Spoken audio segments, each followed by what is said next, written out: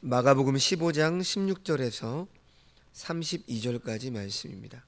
어제 말씀에서 예수님을 신문했던 빌라도는 어떠한 죄도 찾을 수 없었지만 이스라엘 무리들의 강력한 요구에 굴복해서 결국 예수님을 십자가에 못 박히게 넘겨줍니다. 자, 오늘 본문은 크게 두 단락으로 나눌 수 있는데, 먼저 16절에서 20절까지 말씀은 빌라도의 관저에서 조롱을 당하시는 예수님을 기록하고 있고, 21절에서 32절까지 말씀은 십자가에 못 박히신 예수님에 대한 말씀이 기록되어 있습니다.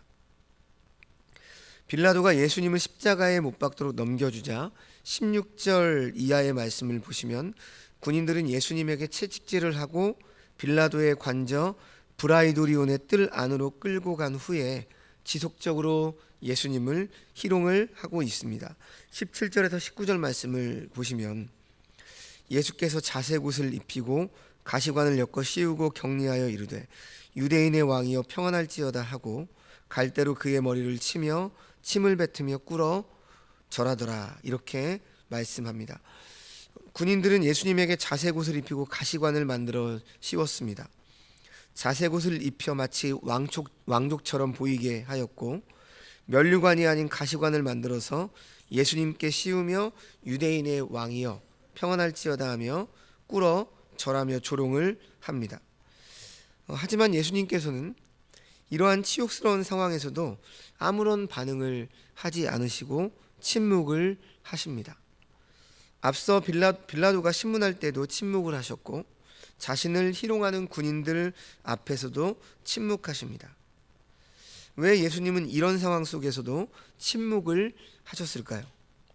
그것은 바로 예수님께서 이러한 고난을 받으시는 것은 이미 성경을 통해 예언된 일이었기 때문입니다.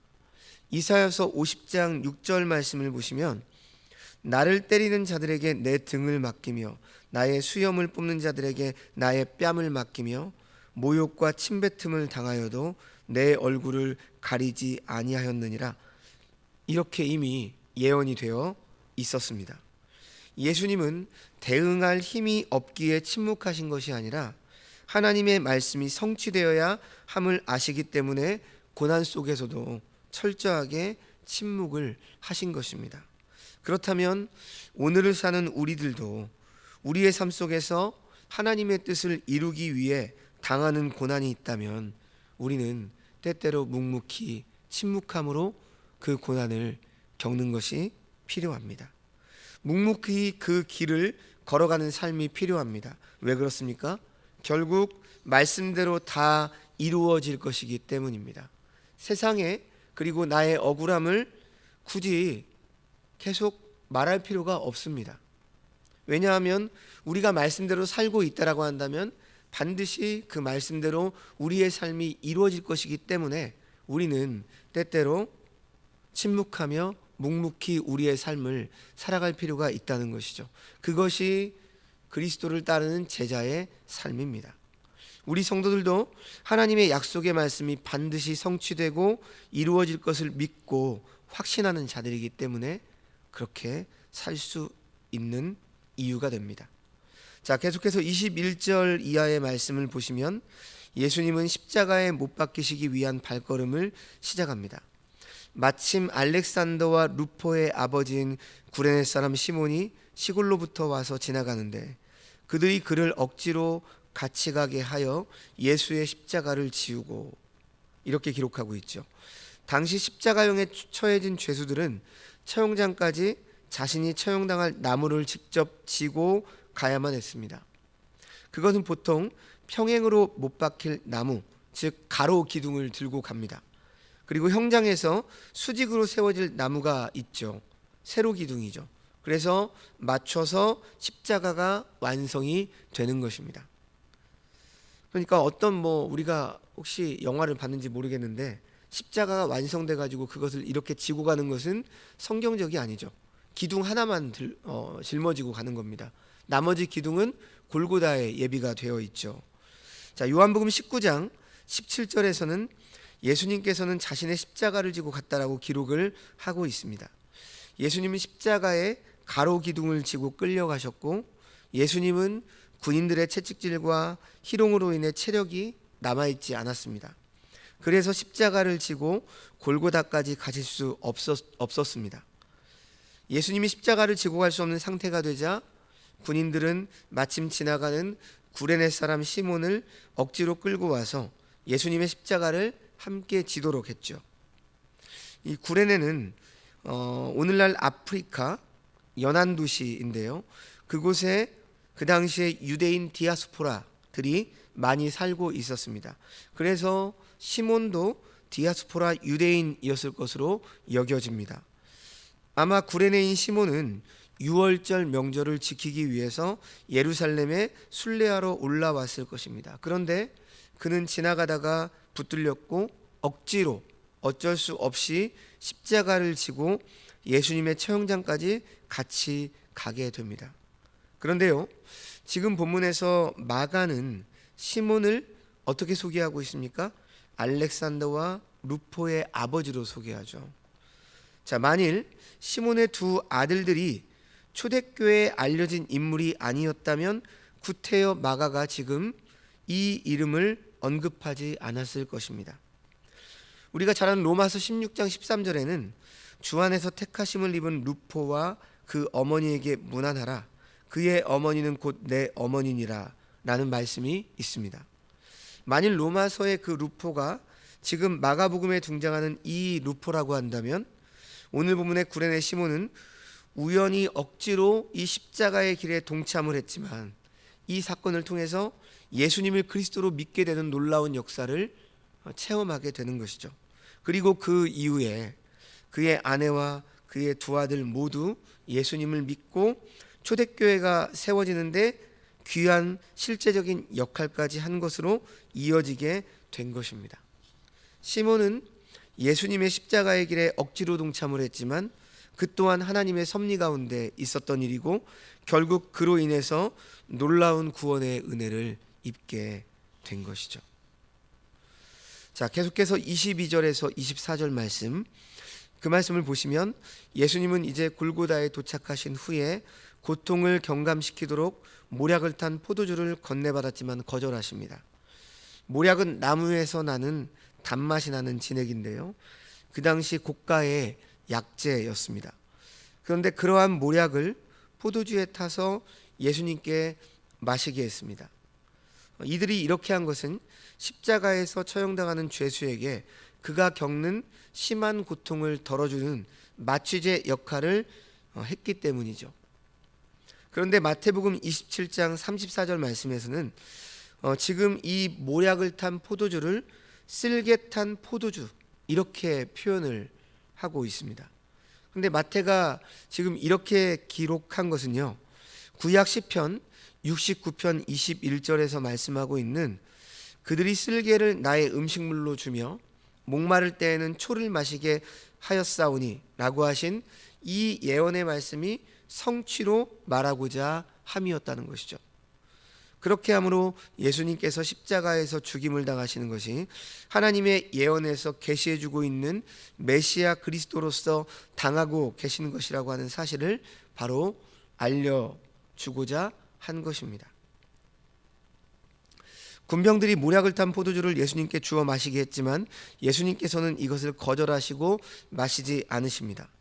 예수님께서 이러한 행동을 취하신 것은 자신이 당하는 고통을 정신이 있는 상태에서 온전히 겪으시고자 하시는 의사의 표현이었습니다. 예수님께서는 십자가에서 남은 고난과 고통을 마지막 한 방울까지도 다 마셔야 하셨기 때문에 육체적 고통을 다소 진정시켜 주시는 이 방편까지도 거절하셨던 것이죠. 예수님께 있어서는 하나님께로부터 보냄을 받아 마침내 다 이루었다라고 하시는 그 이름인 하나님의 뜻에 온전한 성취에 있었기 때문에 깨어있는 자로서 하나님께서 자신에게 맡기신 일을 온전히 다 해나가신 것입니다. 24절 25절을 보면 예수님을 십자가에 못 박은 로마 군병들은 예수님이 둘렀던 옷을 서로 나눠 갖기 위하여 제비를 뽑았습니다. 처형당한 죄수의 물품은 죄수의 처형을 집행하는 자들에게 주는 것이 관례입니다. 그들은 그런 관례를 따라서 예수님의 옷을 차지하고자 제비를 뽑았던 것입니다. 그런데요, 이것 또한 구약 시편 22편 18절 말씀을 성취하는 내용이었습니다. 말씀을 보면 내 겉옷을 나누며 속옷을 제비 뽑나이다, 이렇게 기록되어 있습니다. 로마 군병들은 관례를 따라서 예수님의 옷을 차지하고자 제비를 뽑았어요. 하지만 하나님께서는 이들의 이러한 행동을 통해서도 선지자의 예언이 성취된 것임을 말하고 있는 것입니다.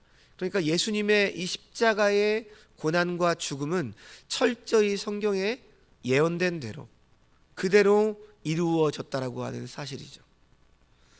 이를 통해서 예수님의 십자가의 죽음의 의미를 말씀해 주고 있는 것입니다.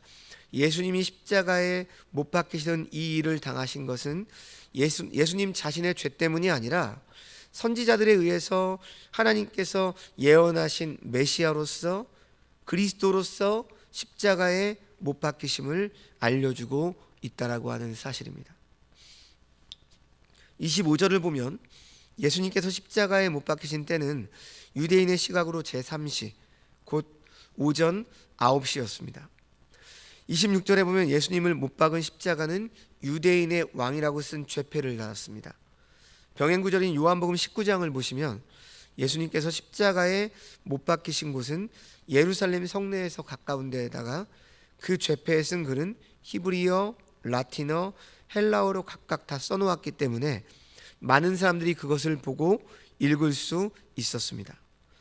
그런데 이 글을 본 대제사장들이 빌라도에게 가서 유대인의 왕이라고 쓴 것을 자칭 유대인의 왕으로 고쳐줄 것을 요청했습니다.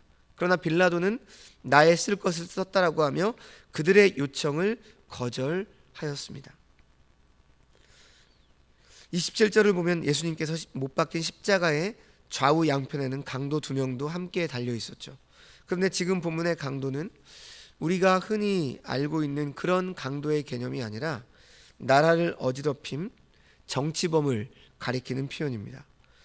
그 당시 유대교 열심당은 구약 성경에 약속된 구원자에 대해서 유대 나라를 로마 제국에서 해방시켜서 번영한 나라로 세울 정치적 왕으로 이해를 했죠. 그들은 그 구원 운동을 위해서는 폭력도 가능하다라고 생각을 했습니다. 그래서 그들은 이 구원 운동에 참여하기 위해서 로마 정권에 저항을 했습니다. 반란과 폭동을 주도하며 살인이나 폭력이나 파괴를 일삼았던 것이죠. 그런 점에서 그들을 지금 성경은 강도라고 부르고 있는 것입니다. 그렇게 볼 때 예수님과 함께 십자가에 못 박혔던 자들은 바라바와 함께 반란을 주도하다가 체포된 자들이 아니었을까, 이렇게 여겨집니다. 반역과 관련된 정치범이 아니고는 이러한 극형까지 당하지는 않았을 것이기 때문이죠. 그런데 28절을 보면 없음으로 나와 있죠. 이것은 어떤 사본에는 있고 어떤 사본에는 없는 경우일 때 성경에 자주 사용하는 표현인데요.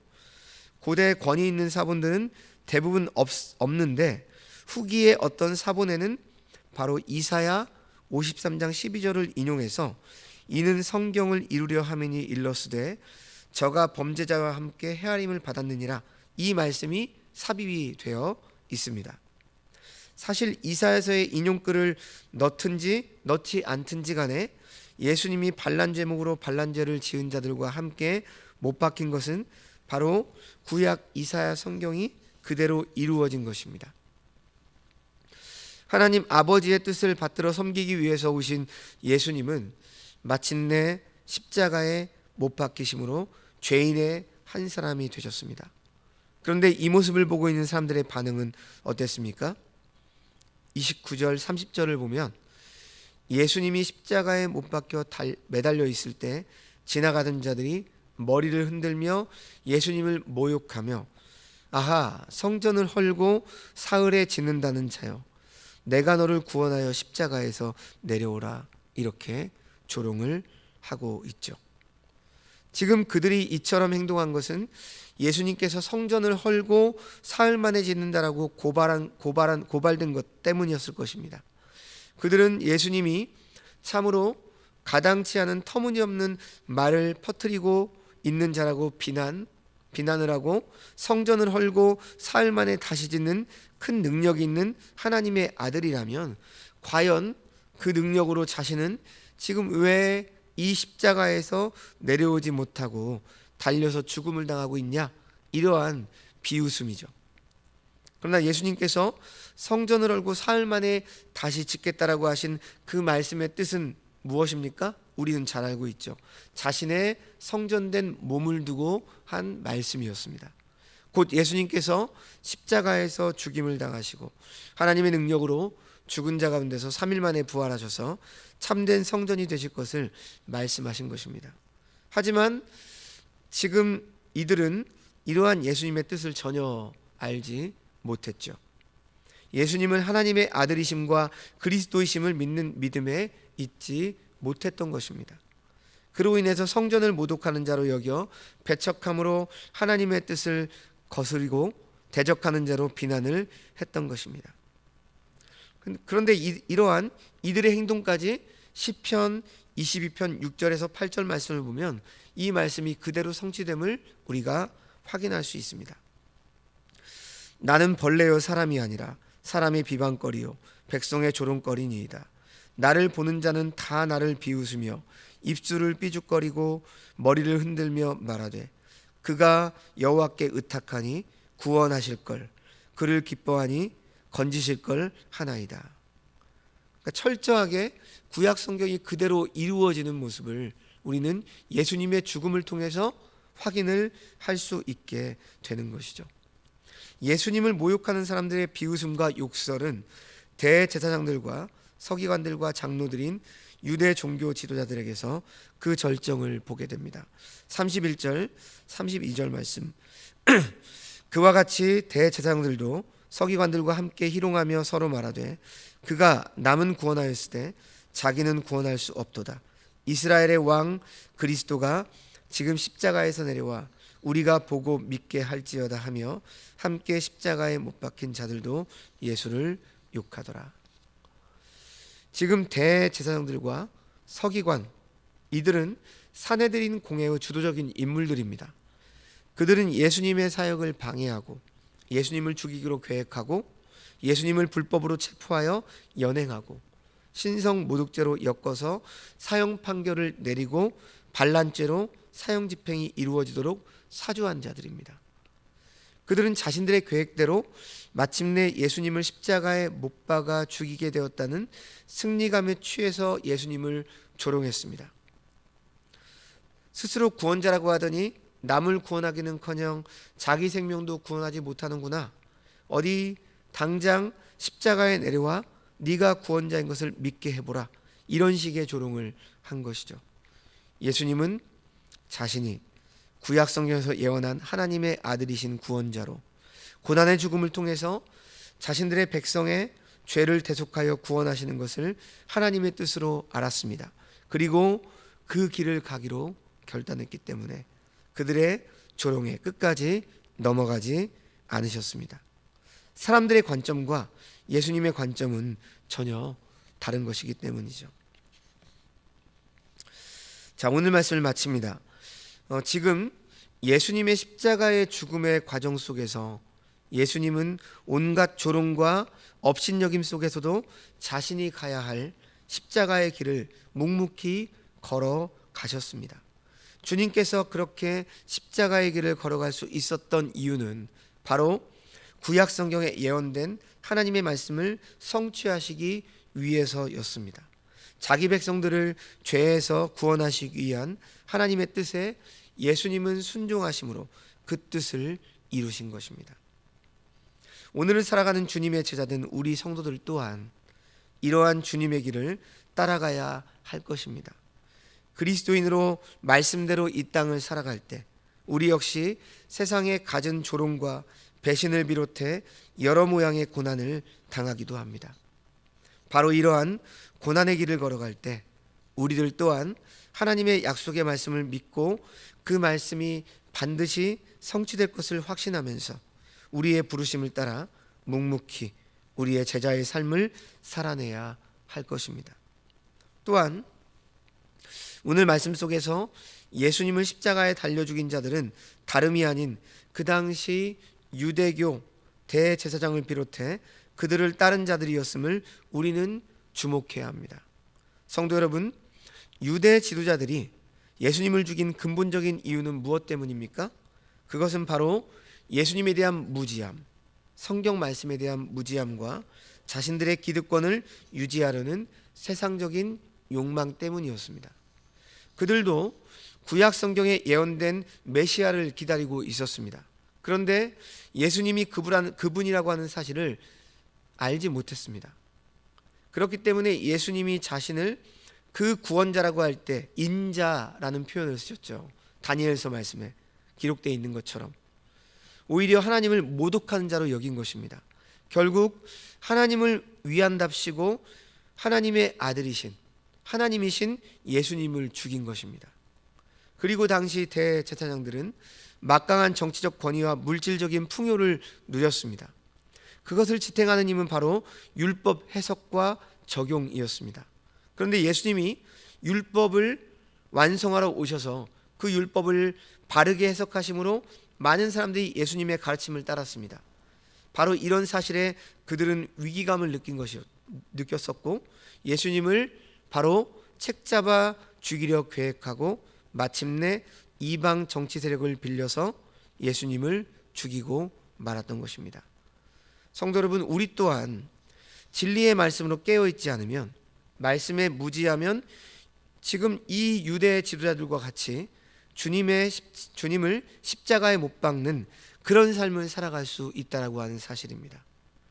우리의 삶 속에서 잘못된 그리고 우리의 그 욕망으로 인해서 우리는 교회를 무너뜨리는 자들로 살아갈 수 있다라고 하는 사실이죠. 그러므로 하나님의 말씀을 늘 바르게 알므로 영적 무지함에서 벗어나 진리의 말씀을 기준으로 바른 분별의 삶을 살아가야 할 것이고, 우리의 신앙을 우리 자신의 욕망을 채우는 데 이용하지 않는 주의 백성들이 되시기를 주님의 이름으로 축원드립니다. 기도하겠습니다. 하나님 아버지, 오늘 예수님의 그 십자가의 길, 그리고 십자가에 달려 돌아가시는 그 죽음의 과정을 우리가 바라보며 그 과정 속에서 예수님께서는 구약 성경의 성취를 위해서 온갖 조롱과 핍박 속에서도 자신이 가야 될 십자가의 죽음의 길을 묵묵히 걸어가시는 것을 보게 됩니다. 하나님 아버지, 우리의 삶도 주님의 삶을 본받는 삶이 되게 하여 주옵소서. 세상에서 우리는 조금이라도 억울하고 힘들면 많은 말을 하며 우리를 변호하는 그러한 삶을 살아갑니다. 그러나 우리가 때때로 세상이 주는 고난 속에서도 묵묵히 그 길을 걸어가야 될 이유는 바로 주님이 걸어가신 길을 우리도 따라 걸어가야 하기 때문입니다. 그래서 우리의 삶을 통해서 하나님의 말씀이 이루어지고 하나님의 뜻이 이 땅 가운데 증거되는 그러한 삶을 살아가는 우리 모두가 되게 하여 주시옵소서. 묵묵히 그 부르심을 따라 제자의 삶을 살아내는 우리 성도들이 되게 하여 주시옵소서.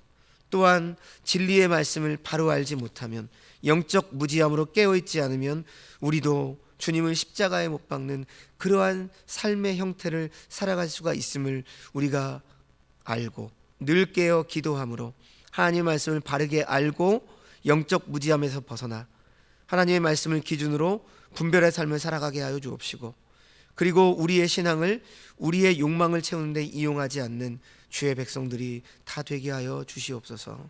모든 말씀 예수님의 이름으로 기도합니다. 아멘.